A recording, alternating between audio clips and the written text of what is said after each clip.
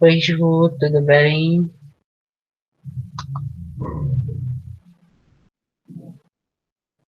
Ju, você tá me ouvindo? Tô te ouvindo. É que eu tava desligando, eu tava. Tá dando pra me ver? Tá sim, perfeito. Tá.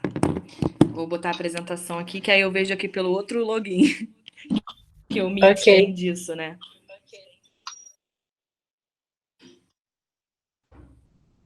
Quando for pra começar, você me fala. Já podemos, posso te apresentar? Pode? Pois bem, uma boa noite a todos. Sou Josmar, sou presidente da Liga de Saúde da Família e Comunidade da Faculdade de Medicina de Petrópolis e do Centro Universitário Arthur de Serpa Neto. Estamos aqui hoje numa mesa falando sobre pesquisas clínicas, ensaios em saúde pública, onde nós vamos dar basicamente uma revisão geral sobre conceitos importantes para a pesquisa, sobre o cunho de pesquisa. E para isso nós chamamos uma palestrante que arrasa no tema, que é a professora Ah, Juliana Gal. obrigada. Pode ir? Pode, todo seu, Ju. Obrigada. Então, primeiramente, queria agradecer o convite da Liga. É muito bom estar aqui com vocês falando um pouquinho sobre projeto de pesquisa, que às vezes é tão importante, às vezes não, né? Sempre importante, porque a gente meio que separa a teoria da prática, e a gente só pode fazer a prática entendendo bem a teoria, né? E isso se faz a partir da elaboração de projetos de pesquisa. Então, eu sou a professora Juliana, eu não sei se todo mundo aqui me conhece, eu não sei se tem a galera de quais cursos estão, mas eu dou aula na medicina de atividade integradora. Sou doutora pela Escola de Enfermagem Ana Nery, sou enfermeira. Aí no primeiro slide tem o meu contato, caso alguém tenha alguma dúvida, pode me mandar e-mail que eu mando material, porque é um tema muito extenso e para a gente falar em tão pouco tempo. Então, assim, eu dei uma resumida básica para a gente conseguir falar um pouco de como elaborar um projeto de pesquisa, que é algo muito, às vezes, que não se tem tanto costume na faculdade particular, mas que é muito importante aí para a gente estar construindo ciência dentro das áreas de todas as áreas da saúde, as áreas de ciências exatas e humanas, enfim, tá? Josimar, qualquer coisa você pode pedir para eu pausar, né? Se alguém não entender, eu não sei como é que estão aparecendo as perguntas aí no chat, porque para mim aqui no Meet só aparece a minha apresentação. E aí a gente vai se falando aqui pelo chat e no final a gente abre para as perguntas, tá bom? Ok. Então vamos lá, eu vou dar os passos simples de como elaborar um projeto, tá? O projeto, ele nada mais é que um segmento que a gente dá, ou seja, a organização que a gente dá para a nossa pesquisa. Então, em cima disso, eu elaboro um projeto para poder entender, para quem puder ler, né? No caso, o comitê de ética, que eu vou estar falando mais à frente, para poder entender o que eu quero pesquisar. Então, esse projeto ele tem que estar bem delimitado e bem desenhado para que as pessoas possam entender o que eu estou querendo investigar dentro da saúde, tá? Então vamos lá. Então, como eu disse, o projeto de pesquisa nada mais é que um mapa. Então, a gente desenha na nossa cabeça o que eu quero pesquisar e aí coloca isso no papel. E para isso eu tenho que ter um certo rigor científico, né, dentro de bases de dados, de métodos, para que eu possa ter, a gente fala de ter um trabalho científico fidedigno, ou seja, um trabalho científico que tenha um rigor e seja realmente, eu possa entender realmente como aquele trabalho foi feito, tá? A primeira coisa que o projeto ele tem que responder para o leitor é o que eu quero pesquisar. E aí, como é que eu defino isso, né? Eu tenho que definir um problema, que é a minha problemática dentro da minha pesquisa. Hoje, como a gente está aí no meio de uma pandemia, a gente tem muitos trabalhos sendo construídos em cima, por exemplo, do Covid-19, da doença da Covid-19. E aí isso é um problema. Por exemplo, a gente está montando agora um projeto de como é que os alunos estão enfrentando esse processo de isolamento social, né? A partir daí, o que está acontecendo com essa galera que está em isolamento social e que transformou a vida completamente para um EAD, né? Então, o meu problema de pesquisa é esse enfrentamento. Então, eu defino um problema, né? Eu gero hipóteses e questões que são perguntas do que eu vou pesquisar. Então, por exemplo, de que forma o estudante está enfrentando as dificuldades dessa nova modalidade de ensino do EAD? Isso é uma questão que eu estou perguntando dentro da minha pesquisa. E aí eu tenho que definir isso muito bem para que o leitor ele possa entender o que eu quero pesquisar. E em cima disso, eu preciso problematizar esse problema. Parece assim feio, né, falar problematizar este problema, mas eu preciso problematizar ele com base no que há de publicado nas principais bases científicas, tá? E aí vem a minha base conceitual e teórica, ou seja, eu busco do que tem publicado, seja livros, artigos científicos, sites do Ministério da Saúde, eu busco o que eu tenho daquele tema para trazer a importância de eu estar pesquisando esse tipo de problema, tá? Dentro disso, a partir dessa busca na minha base conceitual e teórica, eu começo a entender o porquê pesquisar. E aí vem o tópico que vocês já devem ter ouvido, de relevância e justificativa, né? Então, a relevância é o para que eu pesquiso algo, né? E a justificativa é o porquê que eu pesquiso algo. E eu só consigo justificar e trazer essa relevância se eu trouxer o que outros autores estudaram sobre o assunto e mostrar que eu, Juliana, com o meu novo problema, eu tenho uma lacuna no conhecimento. O que é uma lacuna no conhecimento? Vou dar um exemplo básico do que a gente vê em TCC. O aluno vem e fala assim, professora, eu quero estudar isso. Mas, professora, eu não encontrei nada do que eu quero estudar. Aí você olha para a cara dele e fala, poxa, isso é 10, isso é ótimo, né? Você pegou vários artigos científicos que falam, mas exatamente o que você quer estudar não existe. Então, isso é uma lacuna do conhecimento. Então, isso traz uma relevância de eu ter que estudar, de eu ter que pesquisar. Porque não adianta eu pesquisar algo que todo mundo já pesquisou. Então, tem que ser algo relevante e que tenha justificativa dentro daquele contexto. Então, por exemplo, hoje, quando a gente fala da Covid-19, a gente não tem tantas pesquisas ainda nessa questão de mais psicológica dentro do isolamento social, porque é algo que está acontecendo. Então, eu ainda vou buscar resultados de. Tenho muitas pesquisas na área biológica, vamos dizer assim, do que o vírus faz, do que ele acontece. A gente está trazendo muitas pesquisas sobre tratamento, que são coisas que já estão sendo estudadas, porque a gente precisa de uma resposta imediata ao vírus para tentar trazer alguma cura ou a vacina. Mas esse problema relacionado ao isolamento social, por exemplo, é um problema mais a longo prazo, que a gente vai estar estudando aí ao longo mais ou menos de uns 3 anos aí para frente, para estar vendo qual é esse impacto mais social do isolamento social, tá? Outra coisa que a gente também tem que levar a sério quando a gente escreve, e o comitê de ética, por exemplo, e todo mundo que consome o seu projeto de pesquisa, que faz a leitura do seu projeto de pesquisa, é o para que serve essa pesquisa, o que ela contribui. Então, quando eu ver algo, eu tenho que perceber o que está contribuindo para mim. Seja para o meu aprendizado, seja para a comunidade científica, seja para a enfermagem, seja para medicina, sejam para todas as áreas da saúde. Então, ele tem que ter uma contribuição. Pode ser prática, pode ser teórica, pode ser política, mas o meu trabalho ele tem que ter uma contribuição. E aí, pensem sempre, quando vocês construírem o projeto, no tipo de... quando você busca aquele assunto, o que você quer aprender com aquele assunto? Qual contribuição aquele assunto tem que ter para você? Que é o que vai instigar o leitor a buscar, a consumir o seu trabalho, né? A ele ter a leitura do seu trabalho. E aí, depois que eu problematizo, que eu trago as bases conceituais e teóricas, vem a parte que eu tenho que melhor desenhar no meu trabalho, que é o método. O que é o método? É como eu vou estar realizando essa pesquisa. Isso tem que estar muito bem fechado, a gente vai falar ao longo da palestra de hoje, por conta que a pessoa precisa entender o que eu fiz para chegar naquele resultado, né? E aí, isso não é simplesmente eu jogar lá, eu busquei de tal forma. Não, eu tenho que ter referências teóricos, eu tenho que ter teorias que possam estar dando maior confiabilidade àquele método que eu escolhi. Método entra aquela questão de pesquisa qualitativa, quantitativa, você usa fenomenologia, você usa teorias de representações sociais, se eu faço um trabalho que é um estudo de coorte, se eu faço um estudo randomizado, um estudo clínico, então isso tudo entra dentro do meu método, tá?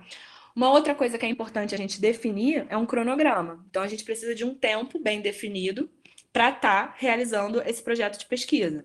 Então, eu não posso ficar... É óbvio, né, que a gente às vezes faz um cronograma e a gente não consegue cumprir esse cronograma, né? Que é o que, por exemplo, está acontecendo com o meu grupo de pesquisa, que o Josimar faz parte, com a pandemia. A gente faz trabalho dentro da escola com adolescente. Só que o meu cronograma já foi totalmente alterado porque as escolas não estão funcionando. Então, como é que eu, Juliana, que botei lá que o meu campo de pesquisa é a escola, vou estar realizando a minha pesquisa agora? Não tem problema, mas eu tenho uma justificativa. Eu estou no meio de uma pandemia, as escolas não funcionam. Então, isso tudo mais maleável, mas eu tenho que ter um cronograma ali para que entendam em quanto tempo eu vou estar realizando a minha pesquisa. Mesma coisa, um orçamento, tá? Então, o orçamento é o quantitativo que eu vou gastar de dinheiro para estar realizando essa pesquisa. E como é que esse conhecimento ele vai ser disseminado? Através de um plano.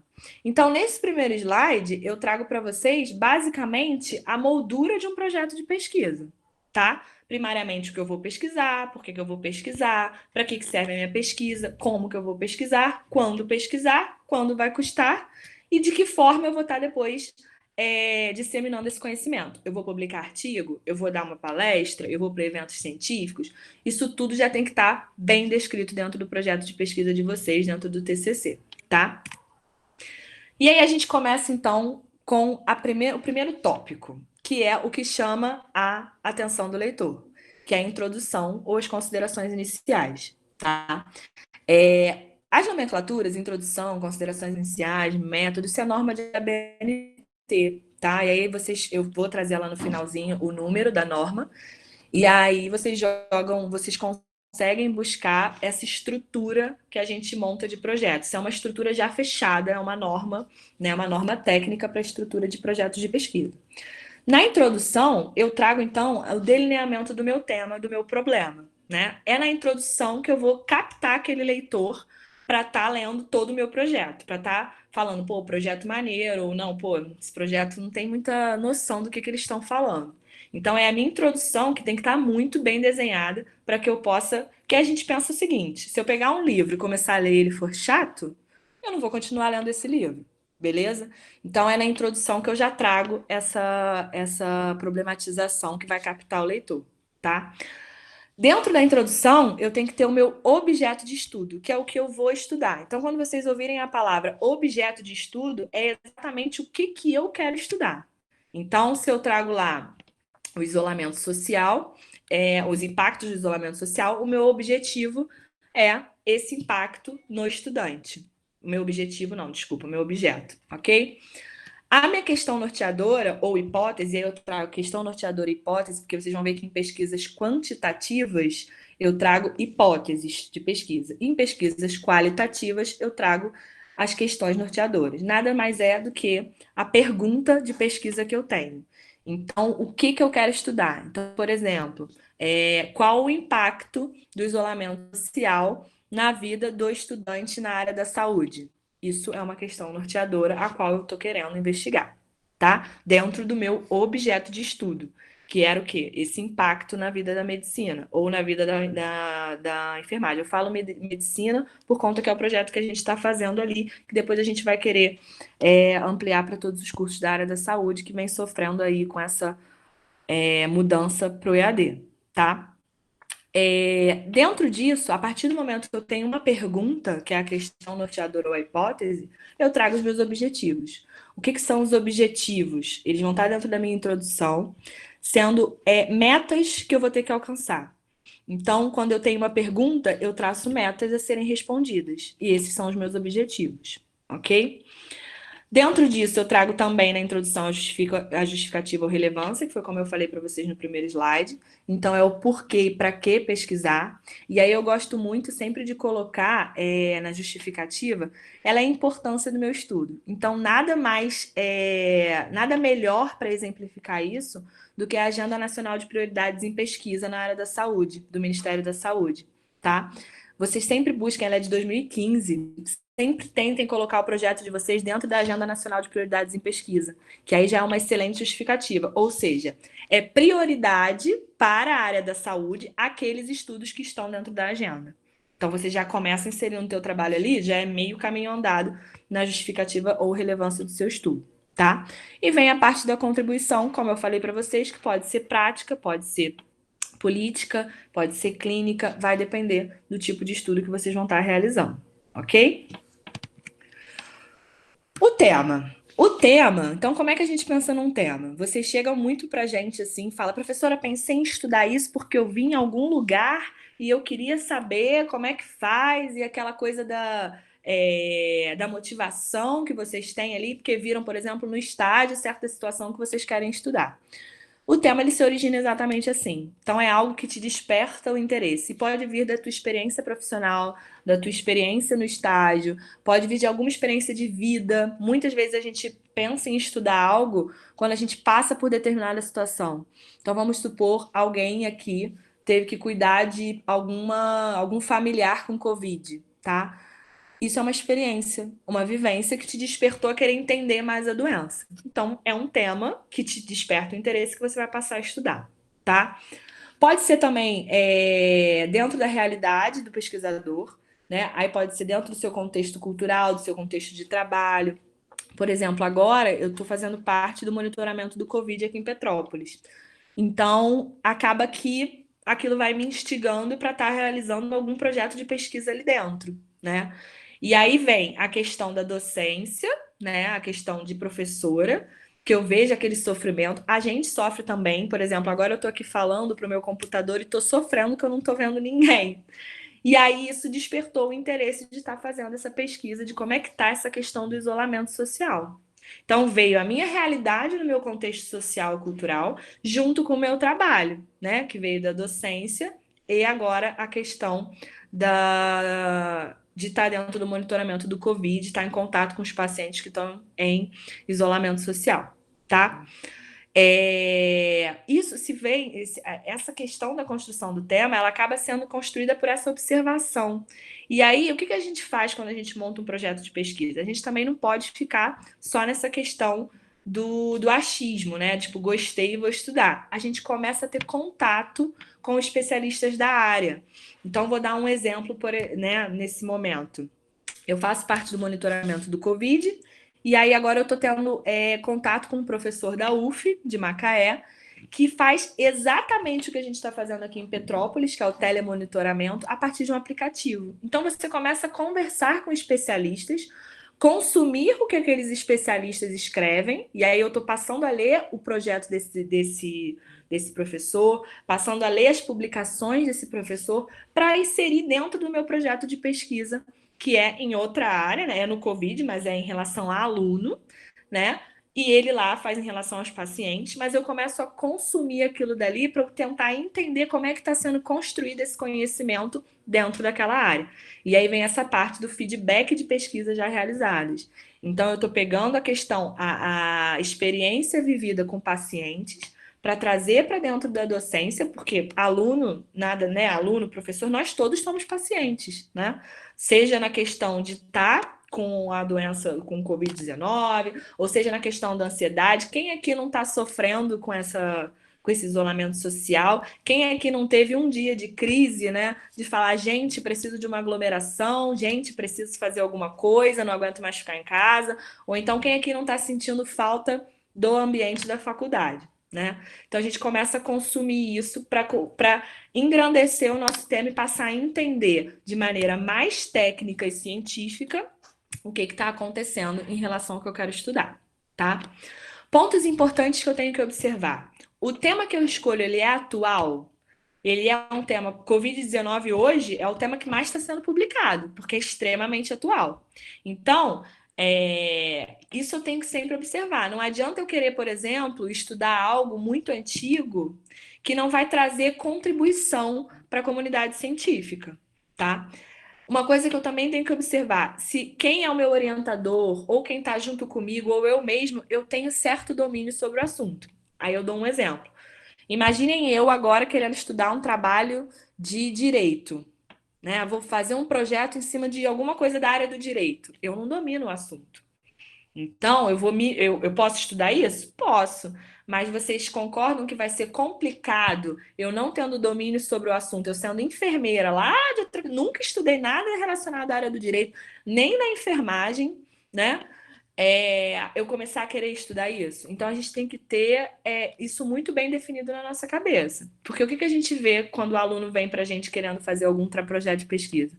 Às vezes o cara nunca teve uma experiência, vou dar um exemplo da pediatria, que é uma especialidade, né? O cara nunca teve aquela experiência ali e ele quer estudar aquilo ali. E aí entra a aptidão pessoal. O cara nunca nem gostou de criança, mas está na moda, eu quero estudar. Isso não pode acontecer. Porque acaba que a pesquisa ela é algo cansativo. E aí acaba que isso se torna dolorido. E aí você acaba não se doando para o seu projeto de pesquisa e vocês podem ter certeza que isso reflete na leitura e isso reflete na construção, tá? Então, após escolher isso, após escolher esse tema e prestar atenção nesses pontos, eu inicio o meu passo. A minha primeira coisa que eu vou fazer é iniciar a minha revisão bibliográfica. Aí vem a parte lá das bases de dados que todo mundo, quem já teve contato aí, todo mundo tem um trauma. Eu tenho traumas com as bases de dados até hoje, dependendo da base de dados que sempre muda, a gente tem um pequeno surto psicótico, mas todo mundo sobrevive e a gente tem aí o YouTube para ajudar a poder fazer isso daí. E por que é importante eu fazer essa revisão? Justamente para eu conseguir adequar a minha pesquisa nos pontos que a gente já falou. Né? Se é atual, se não é, se vai trazer alguma contribuição, se não vai. Então, eu tenho que pesquisar ali o que eu tenho de publicado para conseguir delimitar esse meu problema científico, ok? É ruim não falar com vocês, só estou vendo meu PowerPoint. A partir da revisão bibliográfica, eu parto então para a problemática, que é a construção do meu problema, tá? Quando eu vou construir uma problemática, eu trago o quê? Dados científicos. Então, eu posso trazer dados epidemiológicos, dados, por exemplo, não sei se vocês chegaram a ver aí, eu estava até lendo algumas pesquisas sobre o aumento do consumo de ansiolíticos por parte de profissionais de saúde, por parte de alunos da área da saúde, por conta dessa questão da pandemia e desse isolamento, né? Também vi questões de muito mais erros na área da enfermagem, então a gente tem aí alterações na segurança do paciente, alterações até na utilização de equipamentos de proteção individual por conta dessa questão da ansiedade, tá? Então, a gente traz esses dados epidemiológicos, seja de qual for o tema que eu for escolher, para inserir no contexto do meu projeto, tá? E aí eu passo a conversar, né? A partir do momento que eu pensei no meu tema, que eu elaborei o meu tema, que eu elaborei a minha problemática, eu começo a conversar, né? Dialogar com os autores que estudam, aí vem as especialidades que a gente falou no slide anterior. Eu começo a ter contato com esses autores para elucidar e orientar a minha problemática. Então, quando a gente vê uma introdução de escrita lá que eu trago assim, por exemplo, na minha pesquisa de adolescentes, eu delimito o que é a adolescência, eu trago os principais problemas que acometem a saúde do adolescente. Então, eu venho mostrando pro leitor como que se construiu o meu problema. Eu venho mostrando os meus participantes, eu venho mostrando, por exemplo, agora a gente está com um projeto de sexualidade, que vem falando do aumento dos índices de sífilis, a vulnerabilidade sexual associada ao álcool. Então, a gente vem trazendo dados que vão elucidando esse meu problema, tá? E a partir daí, eu delimito, eu objetivo o meu problema. Eu construo os objetivos que eu quero responder da minha questão norteadora, ok? Na escolha do problema de pesquisa, eu tenho que parar para pensar em algumas coisinhas, tá? Que a gente já até falou em alguns slides ali, que eu acabo sempre falando antes.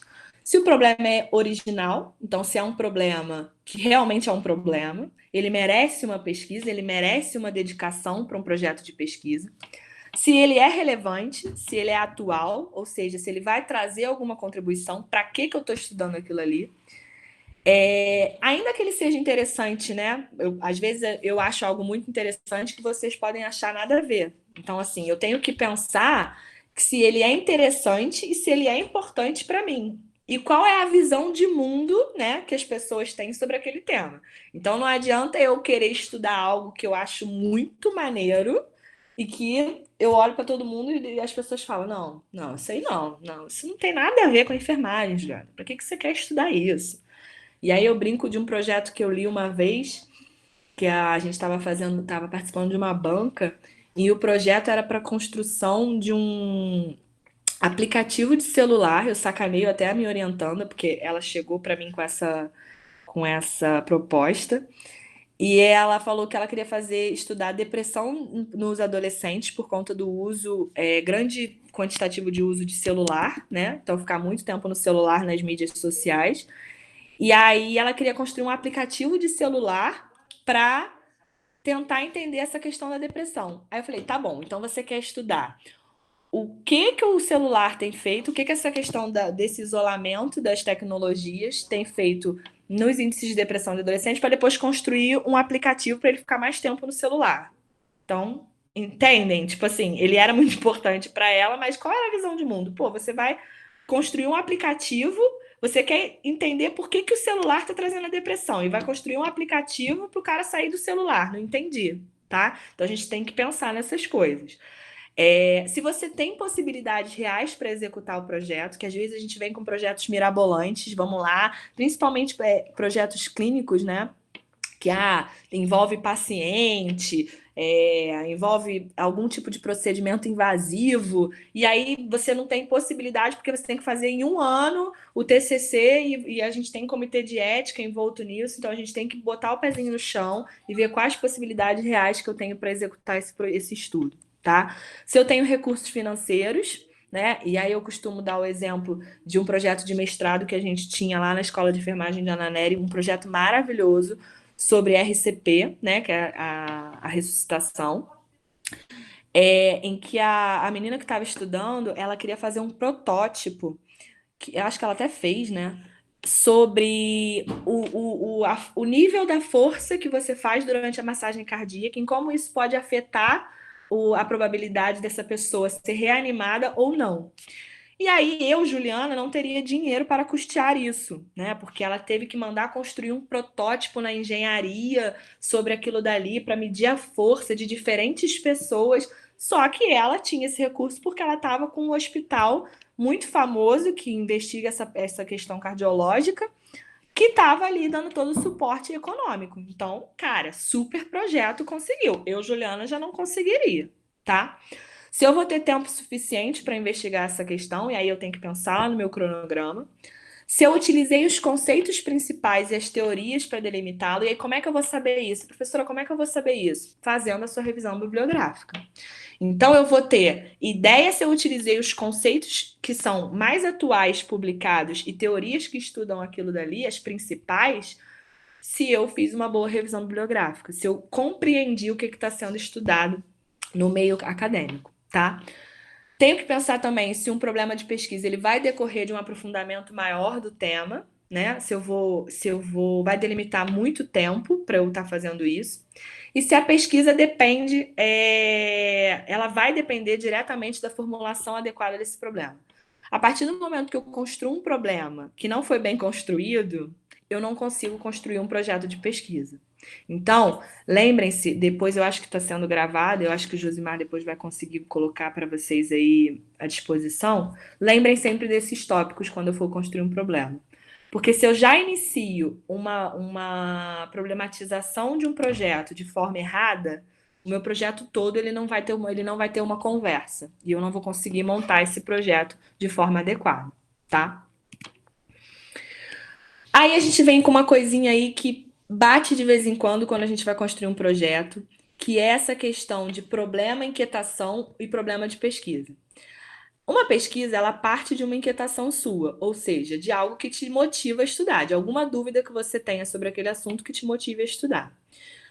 E ela deve se inscrever dentro de uma problemática. A problemática nada mais é que aquilo que eu falei para vocês. É a questão dos artigos científicos que eu busco, o que tem na literatura, se aquilo realmente é um problema de pesquisa e bate com a minha inquietação. Tá? Então, quando o professor fala assim, olha só, não pode ser só o que te motiva, só a tua inquietação. Eu tenho que ver aí como é que a comunidade científica enxerga, como é que é a visão de mundo do teu problema. Para eu te dizer, cara, isso é um problema de pesquisa. Senão vai ficar só como, tipo assim, uma dúvida tua, entendeu? Então eu tenho que pensar nisso, tá bom?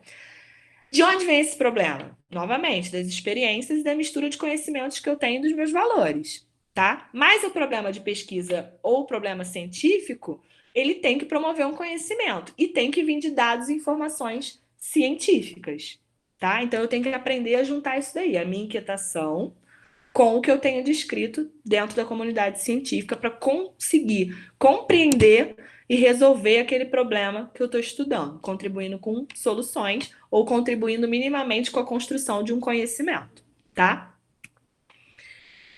O problema de pesquisa ele precisa ser delimitado, como eu falei para vocês. Ele deve escolher um ângulo de abordagem, então, se é um ângulo econômico, social, psicológico, filosófico, isso vai ser a partir do método que eu for escolher, tá?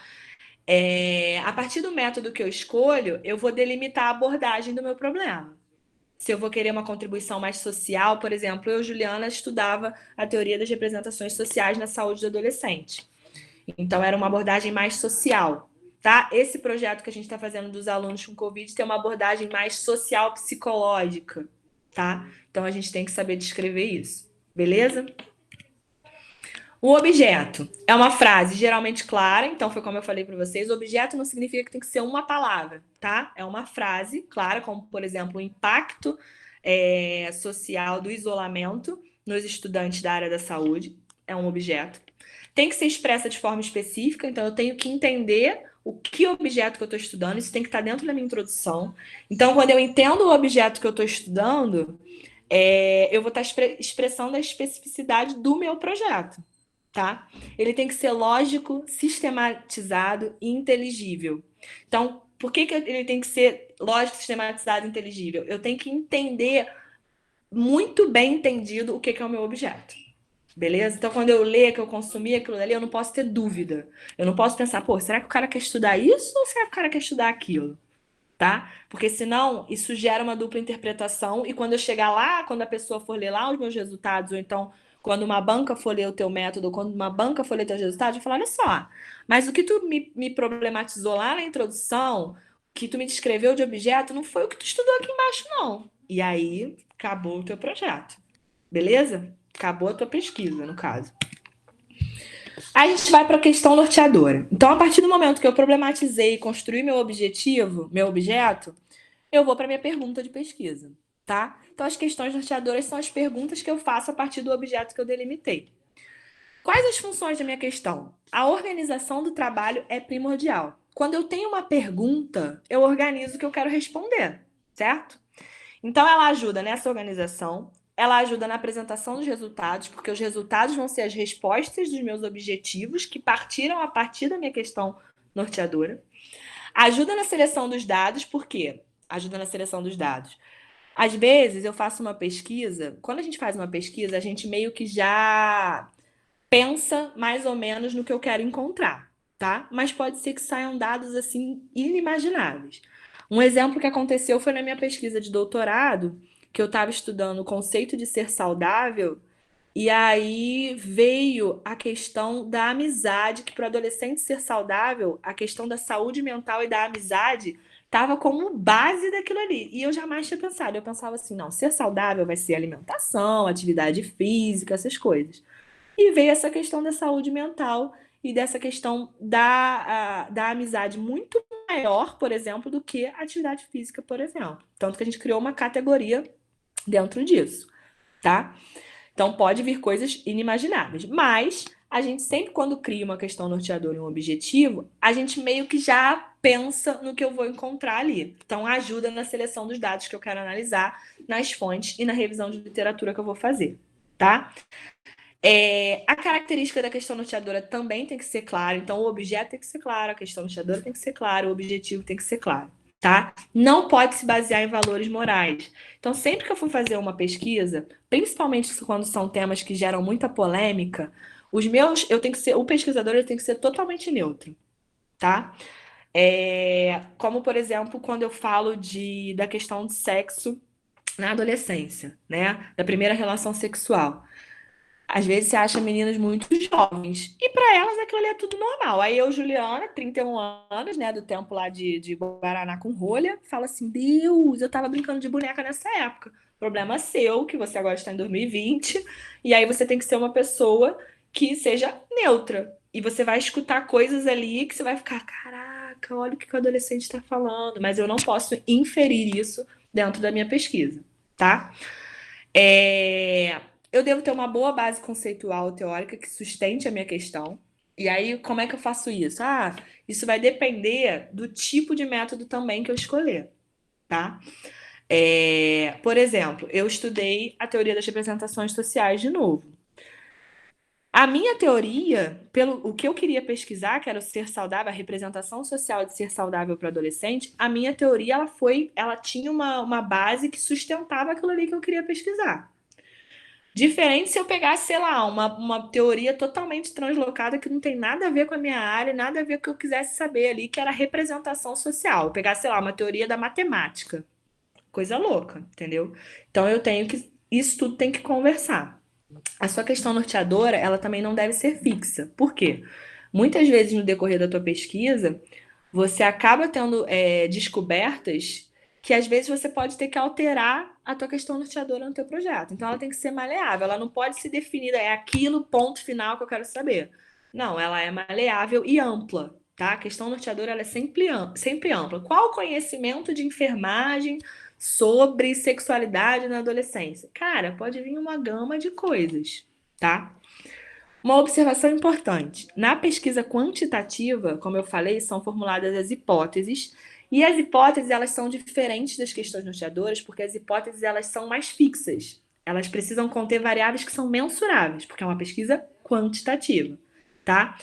Afirmações que poderão ser negadas ou afirmadas, ou seja, é sim ou não. Na pesquisa quant, isso é mais fechado. Na pesquisa quali, é mais aberto, tá bom?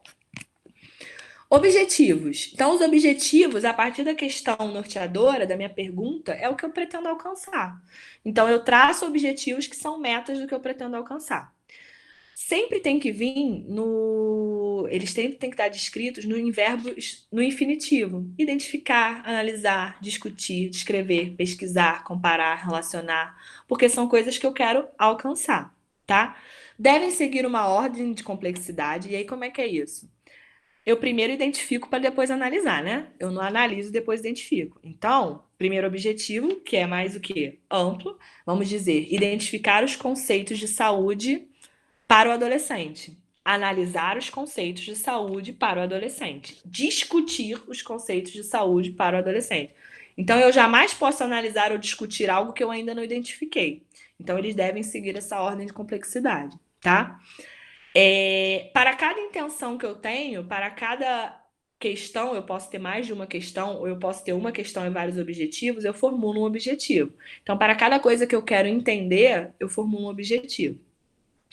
Deve se organizar da mesma forma, né, que você organizou os objetivos por ordem de complexidade.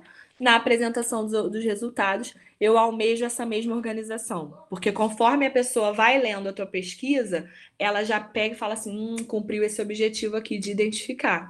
Então, quando eu mostro lá os conceitos de saúde elaborados como alimentação saudável, prática de atividade física, a questão da saúde mental para o adolescente, como base ali da manutenção da saúde, eu já estou identificando isso e já estou analisando isso. Então, eu organizo essa apresentação dos resultados, tá? E os objetivos também podem ser reformulados. Às vezes, eu acho coisas que eu não pretendia achar.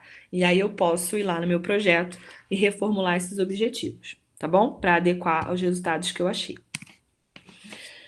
Os objetivos, a gente também tem que pensar o seguinte, quanto à amplitude, tá? Então, vocês vão ver que existem pesquisas que têm objetivos gerais e específicos e pesquisas que só têm objetivos, tá?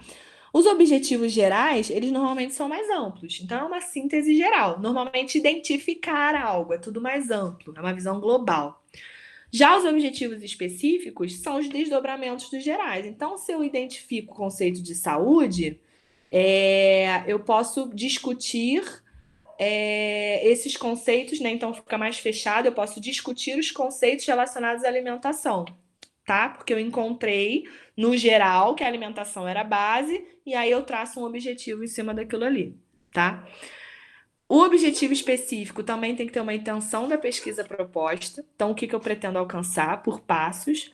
Então, quando eu traço um objetivo geral, ele é mais genérico, e nos objetivos específicos eu traço os passos para alcançar aquele objetivo geral. Então, sempre pensem da seguinte forma: o objetivo geral ele tem que conversar com o específico e ambos têm que conversar com a questão norteadora, tá?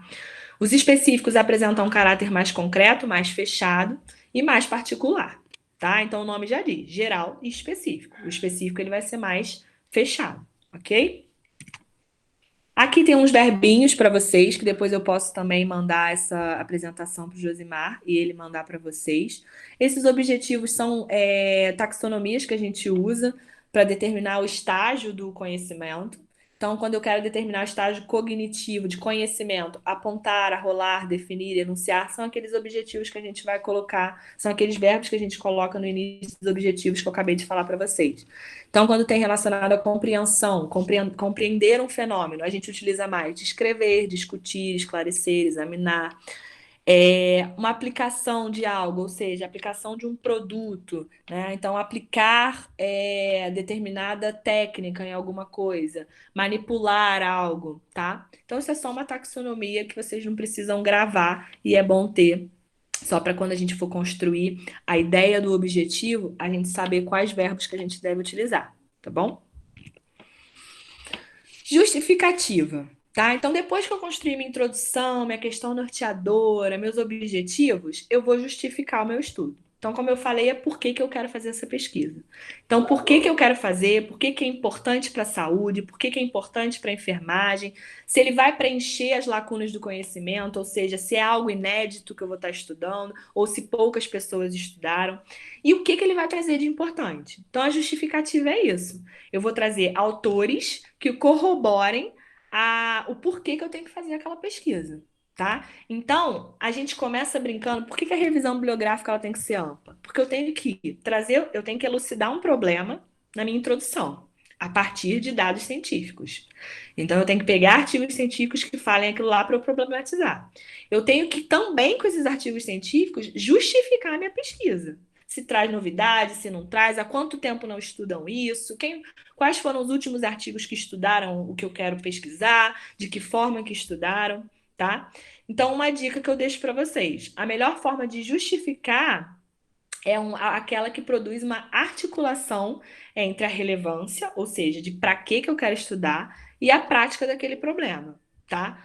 Então, assim, sempre eu tenho que pensar no que eu tenho ali de descrito globalmente para justificar o meu projeto, tá? E aí dá um suporte também na construção desse conhecimento. Porque é a partir da justificativa que eu vou mostrar para o leitor a importância do meu estudo, tá bem? Contribuições. Contribuições, elas vêm dentro. A gente às vezes fica um pouco confuso em como escrever, né? Justificativa e relevância vem junto, vem separado, pode vir junto, pode vir separado. As contribuições, elas vão estar dentro do que eu vou contribuir para o contexto que eu estou estudando, seja para a prática profissional, seja para os pacientes, seja para os alunos. Então, ela vai ter que ter um impacto social do meu estudo. Então, quando eu penso em contribuição, eu tenho que pensar qual é o impacto desse estudo dentro da comunidade científica, seja ele prático, político, econômico. Então, por exemplo, agora o pessoal está estudando a vacina do Covid. A vacina do Covid ela vai ter um impacto em políticas públicas, ela vai ter um impacto econômico, ela vai ter um impacto social. Então, tudo isso eu tenho que estar pesando quando eu estou construindo um projeto. Quanto mais contribuições eu tiver para a comunidade científica, mais importante e mais relevante é o meu projeto, tá bom? Aqui eu fiz um resuminho, uma esquematização do que é um projeto de pesquisa. Então, de tudo que eu falei, né, a gente tem que pensar no aprofundamento do tema. Então, não cheguem para estudar o que vocês nunca leram na vida, tá? Simplesmente eu olhei um dia e falei, vou estudar isso. E aí é tipo eu hoje, vou estudar o processo bioquímico do ciclo de Krebs. Só Jesus na causa que bioquímica era um parto para mim na faculdade. Não sei se para mais alguém aqui era, mas para mim era. Então, nem que eu me aprofundasse, eu ia conseguir fazer aquilo ali, tá? Então, assim, sempre busquem isso para ver se vocês têm o entendimento do que vocês estão estudando. Senão acaba que fica dolorido, tá bom? Então, o aprofundamento do tema, ele me leva à construção de um problema que deve ser apresentado de forma clara e precisa, né? Ou seja, bem delimitado, uma exploração desse problema a partir das minhas bases científicas que eu falei para vocês, porque aí eu construo um objeto que vai delimitar uma questão norteadora do que eu quero pesquisar, que terei objetivos a serem respondidos para responder essa questão norteadora, e isso vai justificar e gerar a contribuição do meu projeto, tá? Então, assim, é só um resuminho aí do que a gente está falando, uma esquematização. Revisão de literatura. Aí, por que eu fiz uma parte só de revisão, né? Os projetos têm uma parte só de revisão. Existem projetos que são de revisão. A gente tem revisão integrativa, sistemática, meta-análise. A gente tem vários tipos de estudos que partem de uma revisão de literatura. A revisão de literatura, ela sempre vai buscar aquela parte que eu falei para vocês da elaboração de bases teóricos conceituais que são importantíssimas para justificar o teu estudo e problematizar o teu estudo. Tá? Então, a partir da revisão, eu vou ver o que foi produzido, eu vou ver quais as principais conclusões desses autores, eu vou ver quais as principais divergências. Então, quando eu pego e faço uma revisão sobre o Covid, eu pego, por exemplo, aquela discussão que a gente estava vendo aí no início da pandemia sobre a cloroquina. Se eu pegar primeiros artigos relativos ao uso da cloroquina, você vai ver lá que os artigos que disseram que tinham benefícios eram artigos com poucas pessoas, ainda artigos novos, com um método não tão bem definido. Depois você pega artigos que se aprofundaram mais, e aí eu vou fazendo um comparativo, vendo as divergências, se usa, se não usa. Conheço pessoas que usaram, conheço pessoas que não usaram. Assim como a gente teve aí a questão do ibuprofeno, né, no uso do Covid, que inicialmente falava que era ruim, depois se lançaram estudos que não tem problema nenhum em usar. Então, isso tudo eu tenho que estar vendo na minha revisão de literatura para eu ver qual é a conversa que está tendo dentro da comunidade científica sobre aquele assunto, tá? Não posso reescrever a obra dos autores, porque eu estou fazendo um plágio, então não posso copiar e colar a obra. Posso sim ler aquelas, consumir aquela leitura, ter uma base crítica para isso, porque eu sou um profissional de saúde, então eu tenho discernimento para gerar uma crítica e citar aqueles autores em cima da crítica que eu construí, que seja uma crítica coerente, tá? Ela deve ser sintética e objetiva, então não adianta eu ficar rodando, dando a volta ao mundo, indo na China e voltando para tentar entender o Covid, e aí o leitor já cansou, não entendeu mais nada e nem vocês sabem mais o que vocês estão falando. Então, sempre de forma sintética, organizada e objetiva, tá? E sempre estabelecendo um diálogo com o problema que eu quero investigar, beleza? Então, a revisão, ela serve basicamente para essa problematização, análise e interpretação dos dados que eu quero estudar, tá bom? Então, quando eu monto um projeto, a minha revisão ela vai trazer os indícios e o posicionamento da comunidade científica sobre o tema que eu quero estudar. E aí ela vai direcionar o meu projeto, tá bom? O que eu quero estudar também. E depois vai ajudar vocês na análise, que é importantíssimo. Uma coisa importante da revisão de literatura. Hoje, os projetos, a gente busca sempre, obviamente que nem sempre a gente consegue, literatura dos últimos 5 anos, tá? Então, construir projetos com o que tem de mais novo. Tem artigos, por exemplo, da teoria que eu utilizo, que são de 1961, mas é o livro do cara que inventou a teoria, então eu tenho que usar, tá? Mas, para a construção de artigos científicos, busquem sempre no mínimo, tentar artigos dos últimos 3 anos, podendo pular para 5 anos, tá bom? Método. Então, o método, né? Vocês vão ver que eu botei método aqui porque mudou a nomenclatura, não é mais metodologia, mas é a mesma coisa que a metodologia. É o caminho que eu vou percorrer com essa pesquisa. Então, como é que eu vou fazer essa pesquisa? O meu método ele vai trazer a abordagem adequada ao meu objeto, se é uma abordagem qualitativa, se é uma abordagem quantitativa, como que eu vou medir isso, né? Por exemplo, eu posso medir o impacto psicológico de forma quantitativa? Até posso, mas é mais difícil. Então, eu tenho que definir muito bem a minha abordagem e dentro do meu método definir como que eu vou fazer essa abordagem, seja ele com instrumento de coleta de dados, com observação participante, que é observar o que tem acontecido. Então, isso tudo tem que estar muito bem adequado ao objeto de estudo que eu tenho, beleza? Os tipos de pesquisa, a gente tem exploratória, descritiva, estudo de caso, de corte, experimental, tem uma pancada de pesquisas, e aí, dependendo da que você tem que você escolher, você tem que definir ela dentro do seu método. Os participantes, E é importantíssimo, não é mais sujeito de pesquisa, são participantes da pesquisa. Eu tenho que definir muito bem critérios de inclusão e exclusão. E os critérios de inclusão, eles não podem ser somente, os critérios de exclusão, eles não podem ser somente a negação dos de inclusão, tá? Então a gente tem que prestar bastante atenção nisso, porque normalmente vocês colocam lá assim, adolescentes com idade entre 10 e 19 anos, inclusão. Exclusão, aqueles que não têm 10 a 19 anos, isso não é critério de exclusão, tá? Se eu botei inclusão, eu não preciso negar o critério de inclusão para dizer que ele é de exclusão, beleza? O cenário e o campo de investigação também tem que estar bem definido, tá? E as estratégias de entrada no cenário. E aí vem muito o que acontece em TCC, que vocês falam assim, professor, eu quero fazer uma pesquisa dentro de um CTI no hospital tal, público, porque lá é uma zona e não sei o quê. Aí pensa o seguinte, você, gestor do hospital público, vai deixar um aluno vir ver a sua zona e publicar um artigo sobre a sua zona? Aí a gente tem que começar a pensar, tá?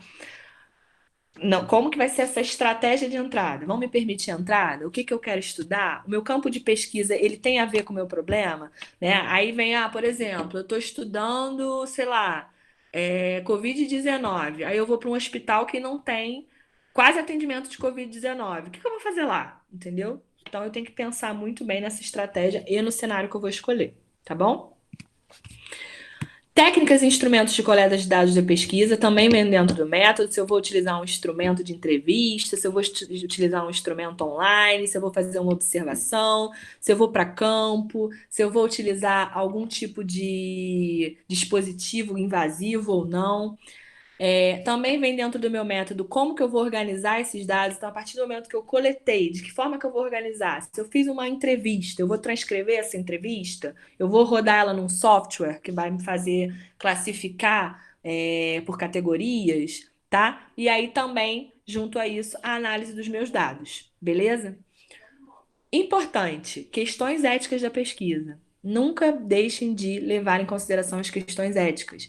Pesquisas com seres humanos, eu tenho que passar por um comitê de ética, tá? Que às vezes o aluno vem e fala assim, professor, eu quero fazer uma pesquisa com a galera do hospital tal sobre tal síndrome que é rara.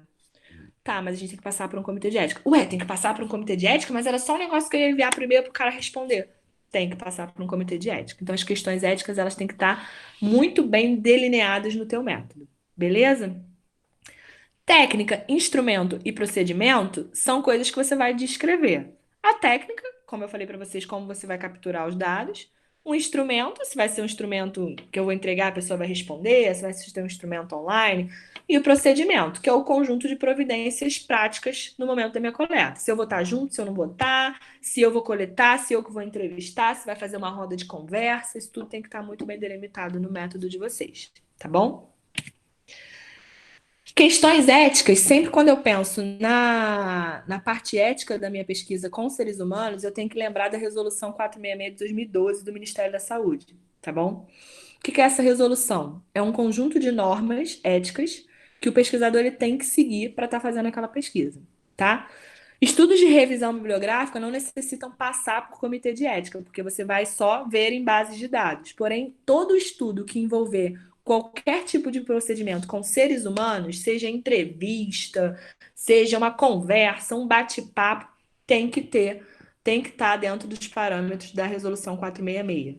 Principais aqui que eu delimitei para vocês: autorização da instituição ou do cenário de pesquisa que eu vou estar pesquisando, aprovação do comitê de ética. Então tem que passar por um comitê de ética. A faculdade ela tem o comitê de ética em pesquisa, que normalmente quem faz TCC e faz com seres humanos passa por esse comitê, e a elaboração do consentimento livre esclarecido. Todas as pessoas envolvidas na pesquisa têm que assinar o TCLE, que é o termo de consentimento livre esclarecido. E nesse TCLE tem que estar muito bem descrito os riscos da pesquisa, se tem ou não, as contribuições da pesquisa, os objetivos da minha pesquisa, e que esse paciente ou essa pessoa ela pode desistir a qualquer momento da realização da minha pesquisa, ok? Referências bibliográficas. Então, depois que eu construí todo o meu projeto, tá? Lembrando que aqui a palestra é sobre projeto, então a gente foi até a questão ética. Óbvio que quando eu formo o artigo eu tenho os meus resultados, mas a gente não vai estar aprofundando em análise de resultados aqui. Mas o projeto, ele vai até essa questão ética que fica dentro do método, porque aí eu envio o projeto, que é a minha proposta de trabalho, para ter uma aceitação dentro de um comitê ou não, tá bom? As referências bibliográficas, ou seja, a organização do meu projeto, e agora a gente vai mais para construção, né, para formatação, ela deve estar contida dentro das normas técnicas da ABNT, tá? Que é essa norma 14.724 de 2011, que é sobre a construção do TCC, por exemplo. Eu trouxe essa porque eu acho que é a que mais vocês têm na realidade agora, e também para projetos de pesquisa é o que a gente respeita para o comitê de ética, tá? Que aí é a questão da organização de introdução, sumário, capa, contracapa, tá dentro dessa norma 14.724. E a norma 6053 de 2018, que são as famosas normas de citação, que a gente surta o cabeção, né? Quando tem que citar, quando tem que referenciar, quando tem que organizar ao final, quando o professor fala assim, olha, não está bem citado, citação direta, indireta, isso tudo fica dentro da norma 6053 de 2018, que foi atualizada, tá bom? A palavra referência vai indicar todas as obras que você citou no seu trabalho, sem copiar e colar. Lembra que eu falei para vocês que vocês têm que ter a crítica construída em cima daquilo que vocês leem? Então, a referência você cita o autor, mas quem escreveu aquilo dali, a partir do que o autor pesquisou, foi você. Mas você cita ele, mas não copia e cola o que ele escreveu. Quando a gente copia e cola algum trecho que não dá para a gente modificar, aí é uma citação que a gente vai estar fazendo de forma direta ou indireta, tá bom? Então tem todo um. Dentro da norma vocês vão ver bem descrito isso daí, tá?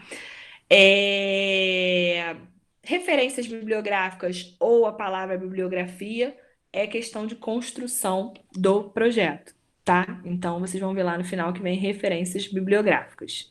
Referências bibliográficas incluem obras publicadas em papel, incluem obras publicadas no meio online, que é o que a gente mais utiliza hoje, tá? E a palavra bibliografia, que a gente não utiliza mais somente, tá? É porque são as obras que eu utilizei somente na leitura feita durante a realização da pesquisa, tá? Então, foram obras que eu utilizei só naquele processo de construção. Eu não peguei obras seminais, antigas, enfim, tá? Isso é só questão mesmo de organização de estudo. A parte final vem os anexos e apêndices, tá? Então, a gente sempre tem que pensar em apêndices é tudo que eu monto, tá? Anexos é tudo que eu captei de alguém que fez e eu coloquei na minha pesquisa, beleza? Então, apêndices, vem cronograma, plano de disseminação do conhecimento, termo de consentimento livre esclarecido, carta de anuência, cópia de instrumento de coleta de dados, um ofício, tudo que você construiu. E os anexos, quadros informativos, por exemplo, eu te peguei o quadro de vacinação da criança, botei no anexo tal. Isso é uma coisa que alguém fez e você incluiu no teu trabalho. Parecer do comitê de ética é algo que alguém fez que você incluiu no seu trabalho, tá? Ou outras coisas. Sempre devem seguir uma ordem de citação no texto, e aí eu tenho normas para isso, que pode ser a BNT ou Vancouver, né, que é o que a gente mais utiliza, mas existem outras normas dentro disso, tá? E aí isso tem que estar muito bem desenhado para quando eu, Juliana, ler o trabalho, eu encontrar lá a citação tal, né? O anexo tal, tá lá anexo B, eu vou lá embaixo na página no final e encontro esse anexo que foi citado lá em cima e eu consigo fazer esse comparativo sobre o que você descreveu no seu projeto, tá bem? Aqui são as referências para vocês. Foi uma palestra bem assim enxuta, tá? Espero que tenha ajudado um pouco. E qualquer dúvida que vocês tenham é só entrar em contato comigo. Eu vou fechar aqui para tentar voltar a ver vocês aqui pelo Meet, porque é horrível, né? E é isso, espero ter ajudado um pouquinho aí com essa questão. Vocês ainda estão me ouvindo? É horrível isso Estamos aqui. super te ouvindo, Ju. Pronto, voltei aqui. Então, Ju, queria te agradecer imensamente por essa mesa, porque realmente pesquisa é um problema sério que nós temos na associação. Nós somos muitas Uhum. poucas instituições que realizam caráter de pesquisa, e ainda mais relacionado a essa questão de saúde pública, que é o nosso enfoque. Isso aí. nós acabamos tendo uma defasagem. E a sua aula foi maravilhosa para nos ajudar, essa orientada quanto à reestruturação dos núcleos. Obrigada. Espero ter. Assim, é muita coisa, tá? Então, eu resumi e tô aí para o que vocês precisarem para poder estar auxiliando vocês aí nos estudos. A gente está sempre aí, junto com vocês nos sofrimentos, que a gente sofre também. Ah, obrigada, Ju. Tá?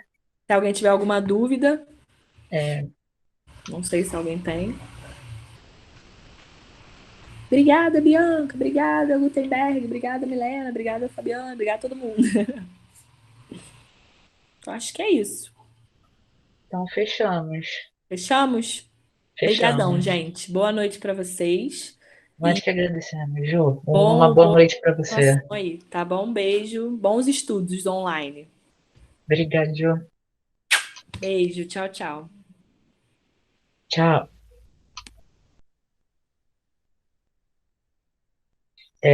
Pessoal, os certificados eu já registrei aqui a presença de todo mundo e vai ser encaminhado para vocês por e-mail assim ao final do nosso congresso. Muito obrigada pela participação de vocês.